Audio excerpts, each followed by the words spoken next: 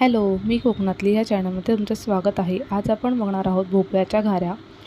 तर हा एक स्वीट पदार्थ आहे। तर हा व्हिडिओ तुम्ही शेवटपर्यंत नक्की बघा की हे कसं बनवतात। हे बनवण्यासाठी आपल्याला लागणार आहे तो म्हणजे भोपळा। तर भोपळ्याला व्यवस्थित असं मागचं साल काढून त्याला बारीक किसून घ्यायचं आहे किसणीवरती। तुम्ही कोणतीही किसणी त्यासाठी यूज करू शकता, कारण त्याच्यानंतर आपण त्याला शिजवून घेणार आहोत। त्याच्यामुळे हे किसून घ्या किंवा बारीक तुकडे करूनही वाफवून घेतलात तरीही चालेल। मी इथे किसून घेत आहे। त्याच्यानंतर गूळ कापून घेऊया। आपल्या जेवढा गोड पाहिजे त्यानुसार आपण त्या गुळाचं प्रमाण ठेवू शकतो। साधारणतः मी अर्धा किलो भोपळा यूज केला, तर त्याच्यासाठी मी अर्धा किलोच अर्धा किलोपेक्षा थोडासा कमी गूळ यूज केला आहे। तर बघू शकता इथे गूळ आणि माझा भोपळा किसून रेडी आहे। चला आता आपण याला वाफवून घेऊया। तर यासाठी आपण एका कुकरमध्ये त्याला 2 शिट्ट्या करून घेणार आहोत।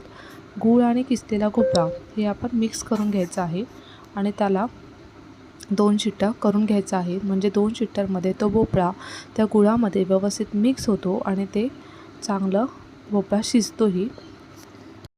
याच्यामध्ये शक्यतो थोडासा पाण्याचा दवारा मारा, पाणी जास्त घालवू नका, कारण गुळाला तसंही पाणी सुटणार आहेच। आणि नंतर आपण याला आता 2 शिट्ट्या करून घेऊया। 2 शिट्ट्या करून घेऊन कुकर थोडासा थंड झाल्यावरती बघा मी उघडून बघते, त्याला गुळाचं पाणी बघा सुटलं आहे आणि छान असा तो भोपळा माझा शिजला पण आहे। आता आपण याला पिठामध्ये मिक्स करून घेऊया। वेलची पावडर घातली आहे। वेलची पावडर घातल्यावर छान अशी त्याला मस्त टेस्ट येते आणि छान वासही येतो।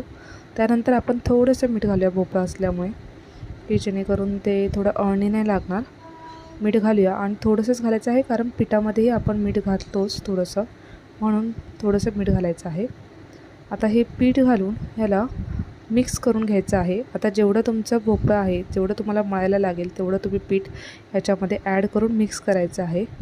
याच्यामध्ये मी तांदळाचं पीठ 1 वाटी आणि बाकीचं गव्हाचं पीठ यूज केलं आहे। चला तर मग आता आपण पीठ घालून हा भोपळा मळून घेऊया। बघा माझं छान पीठ मळून झालं आहे आणि आता आपण छोटे छोटे गोळे घेऊन त्याच्या पुऱ्या करून घेऊया। आता ह्या पिठाचं प्रमाण सांगता येणार नाही, कारण भोपळ्यामध्ये जेवढं तुमचं ते गूळ वितळून पाणी होतं ते घट्ट होईपर्यंत त्याच्यामध्ये पीठ घालायचं असतं। पण शक्यतो तांदळाचं पीठ कमी घाला आणि गव्हाचं पिठाचं प्रमाण हे जास्त ठेवा, जेणेकरून तुमच्या घाऱ्या मस्त होतील। चला आता मी छोट्या छोट्या सगळ्या पिठाच्या घाऱ्या करून घेणार आहे। आता माझ्या थोड्या पुऱ्या करून झाल्या आहेत, तर त्याला आपण फ्राय करून घेऊया। त्याला दोन्ही साईडने व्यवस्थित असं फ्राय करून घ्यायचं आहे। बघा ते मस्त असं, माझं तेल थोडंसं थंड आहे त्याच्यामुळे ते फुगत नाहीत लवकर। आता त्या मस्त फुगतात, पण ते फुगलेले राहत नाहीत, कारण त्याच्यामध्ये भोपळा आहे। तर ते काढल्यावरती तुम्हाला असं वाटेल की फुगल्या नाही आहेत, पण त्या फुगल्या आहेत।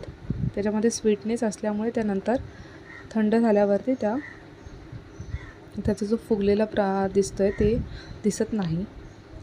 तर चला आता असंच आपण दोन्ही साईडने वेगवेगळ्या ज्या माझ्या सगळ्या घाऱ्या आहेत त्या भाजून घेऊया।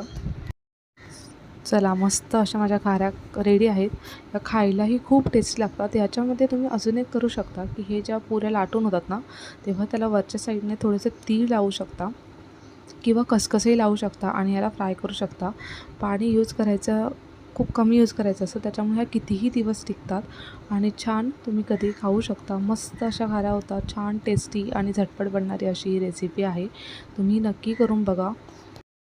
तुम्ही पण करून बघा आणि मला कमेंट करून नक्की सांगा की हे घाऱ्या कशा लागतात, छान लागतात की नाही। चला तर मग भेटूया अशाच एका नवीन व्हिडिओमध्ये।